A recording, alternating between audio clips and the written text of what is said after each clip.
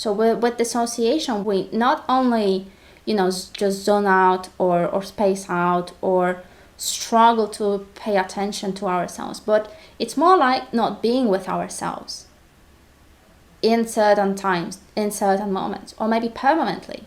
It's like we maybe automatically kind of refuse to be with ourselves, to keep ourselves company.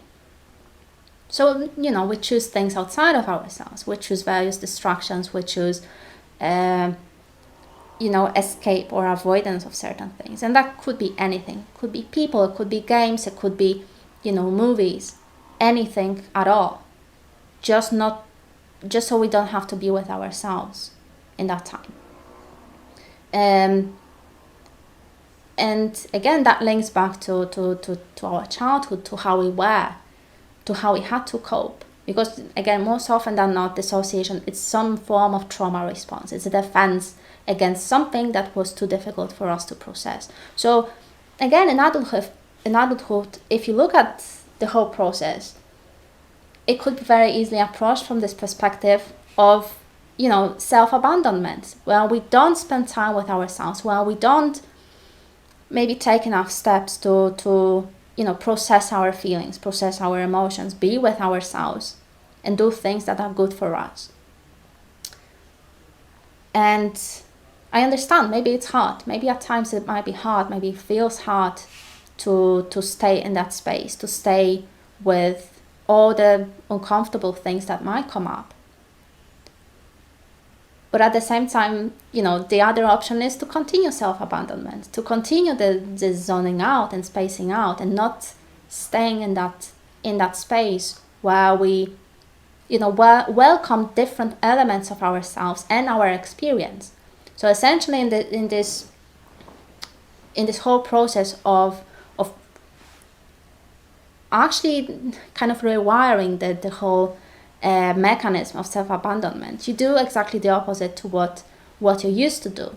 So you spend time with yourself. You actually start paying attention to yourself, to your feelings, to your emotions, to different thoughts that might come up to your mind. And it's very easy to dismiss things. Like maybe you start feeling, in certain situations, you start feeling a little bit of anxiety, or you start feeling like, something is uncomfortable about the experience or about the situation. With dissociation, we, completely ignore that part of experience. We just, say it doesn't matter. We just go and continue living our lives. And that's a problem with dissociation and zoning out. We ignore things. We think that, our feelings or our emotions or our sensations or our thoughts don't really matter. So we go and do other things, basically. With self-abandonment, I think it's not like we probably choose consciously to not care about ourselves. But what happens is, again, it's just the automatic pattern, automatic kind of journey we never fully agree to be on, right? We boarded this train ages ago because it worked.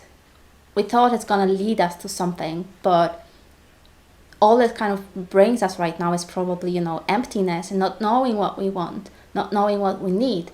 And that especially kind of makes it very difficult to care for ourselves, because how can you care for yourself if different parts of your being are kind of spread out, right? So you don't know what it means to pay attention to your needs, because you don't know what it means to you don't know how does it feel even, right? Because you haven't been paying attention. You don't know how to be with yourself, right? Because you've never had a chance to do it properly. So with kind of, being on this path of coping with dissociation and trying to do something about it is all about bringing it all together and actually spend time with yourself. Not by, when you're having free time, it's not about, escaping, doing things, but it's about being.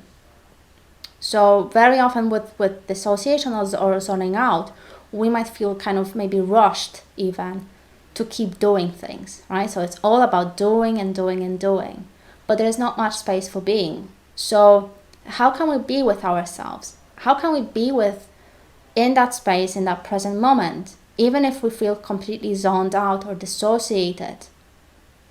How can we be with ourselves? How can we stay in that space without trying to escape ourselves, without trying to escape something that starts coming up?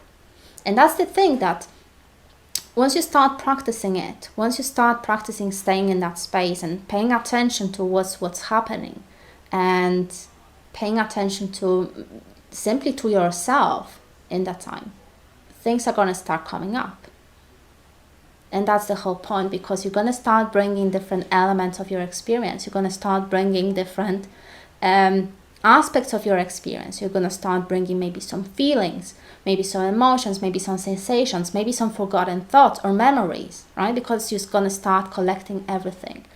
And it might not be easy at first, but that's the whole point. And, you know, you don't have to completely jump into the unknown, jump off the cliff, right? Straight away. But just start doing it little by little, right? Start maybe doing it 5 to 10 times, minutes a day, right? Then extend it. And then I suppose the question could be, how could you remember to do it to begin with? If you zone out, if you dissociate, if you space out, how can you remember to make a space for being in your life, for yourself, where you stay with yourself, when you stop abandoning yourself?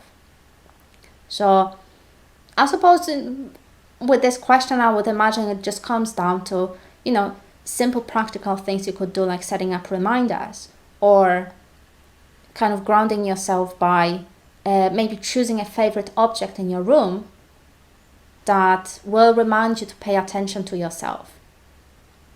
So all these little things that could start reminding you to start being with yourself, to start spending time with yourself.